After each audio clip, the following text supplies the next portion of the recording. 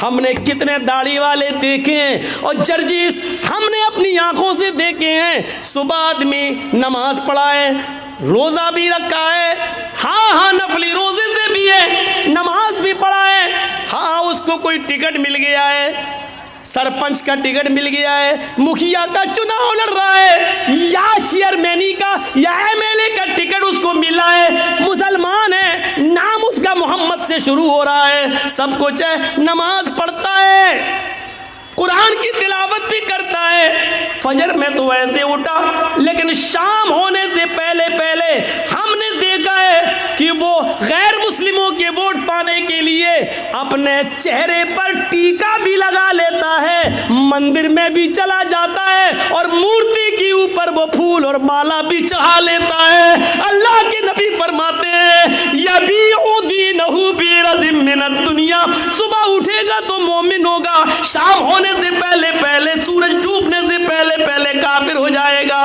वो अपने दीन को दुनिया के चंद टुकड़ों में बेच देगा। देख लो, अपने इलाकों में देख लो, आसपास के एरियो में देख लो, ऐसा मंजर आप एक नहीं 50 जगह मिल जाएगा। और लोग क्या अरे साहब हिंदुस्तान में रहना तो क्या हम क्या हिंदू नेता लोग क्या रमज़ान के महीने में टोपी नहीं लगाते हैं? तो आप क्या चाहते हैं कि वो कर रहे हैं तो हम भी वही करें?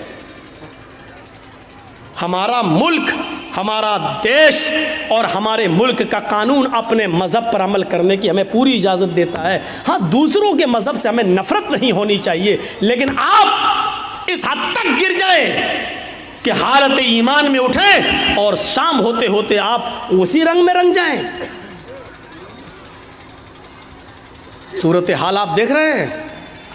ज़रा Mumbai high court, Maharashtra high court और आप उड़ीसा हाई कोर्ट वगैरह की के रिकॉर्ड उठा के देखें और वहाँ की सरकारों के नियम और कानून देखें तो आपको पता चलेगा कि ये क्या प्लानिंग हो रही है। महाराष्ट्र गवर्नमेंट ने ये कानून पास कर दिया है कि जितने भी कॉलेजेस और यूनिवर्सिटीज़ हैं, मेडिकल वगैरह हैं, उनमें अल्पसंख्यक में सबसे ज़्यादा मुसलमान ही हैं। ईसाई और यहूदी और मुसलमानों ये सब अल्पसंख्यक में आते हैं, लेकिन निशाना हमारे ऊपर है। अल्पसंख्यक लड़कियों को 50% एडमिशन दिया जाए। मैं पूछना चाहता हूँ कि आपको हम मुसलमानों की लड़कियों की इतनी फिक्र क्यों हो रही है? 50% का कोटा छोड़ दो, 10% का कोटा ही हमारे मुसलमान लड़कों के लिए क्यों नहीं रख देते हो? मुसलमान लड़कों के लिए कोई कोटा नहीं। यूनिवर्सिटीज़ में, कॉलेजेस में, नौकरियों में लड़कियां अल्पसंख्यक यानी मुस्लिम लड़कियां 50%। और ऐसा कब हुआ? जब नागपुर में एक मीटिंग हो गई। और नागपुर में मीटिंग किसकी होती है बताने की ज़रूरत नहीं है, समझ गए होंगे आप।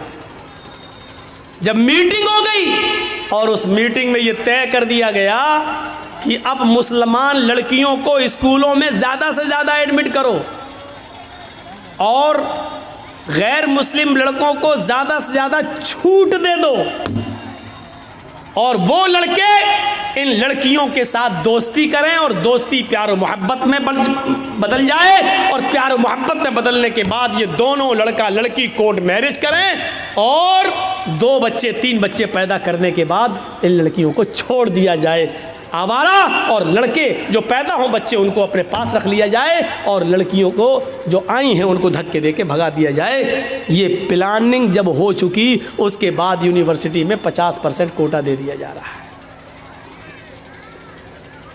और कुछ ना आकिबत अंदेश आज भी महाराष्ट्र की सरजमीन पर जो मुस्लिम नेता लोग हैं, मुस्लिम लीडर, गवर्नमेंट बहुत अच्छा काम कर रही है हमारी लड़कियों के लिए। ये उन्हीं के दलाल होते हैं। आपने लड़कों के लिए कोशिश क्यों नहीं की? सोचो आप और बंगाल की एक लड़की, एक औरत, हम नहीं नाम लेंगे,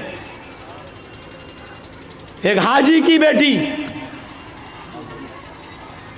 समझ गए ना? बस एक इंटरव्यू में आके क्या बोलती है कि इस्लाम इतना तंग दिल नहीं है कि एक गैर मुस्लिम लड़के के साथ शादी करने पर वो हमें इस्लाम से निकाल दे।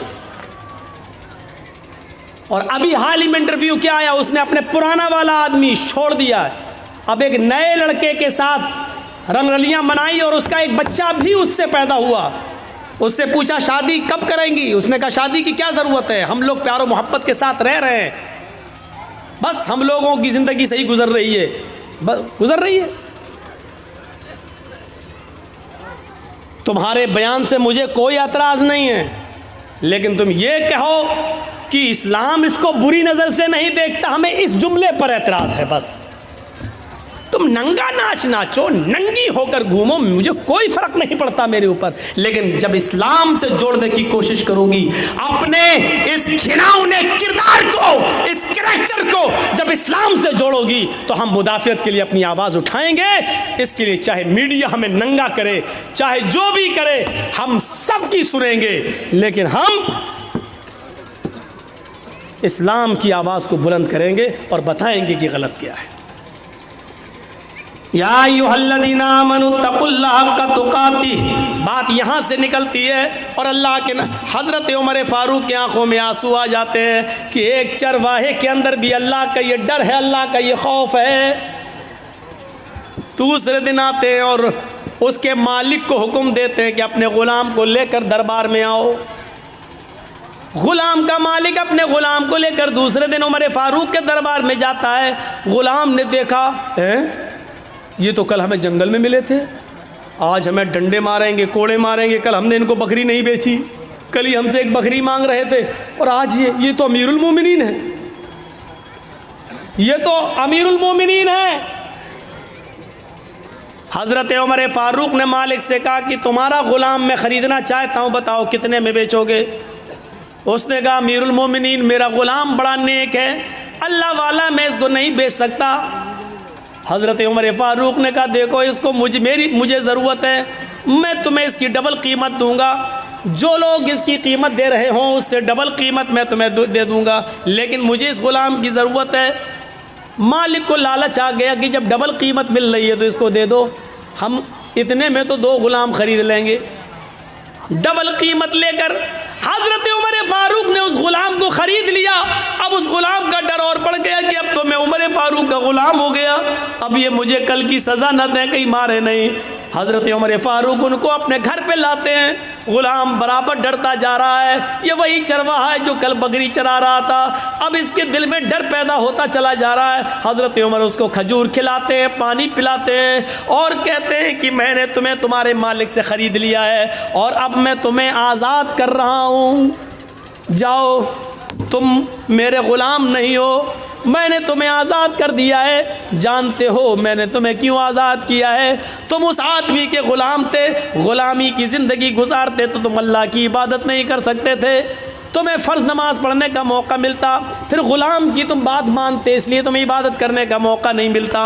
अब तुम्हें इबादत का मौका ही मौका है। कल तुमने ये कहा था कि अल्लाह रब्बुल आलमीन को क़यामत के दिन में क्या जवाब दूंगा, इस जुमले की वजह से आज तुम्हें आज़ादी मिल गई है, इस कलमे ने तुम्हें आज़ादी दी है। अगर इसी तरीके से अल्लाह से डरते रहे तो इंशाअल्लाह क़यामत के दिन अल्लाह ताला तुम्हें जहन्नम से भी आज़ादी दिला देगा।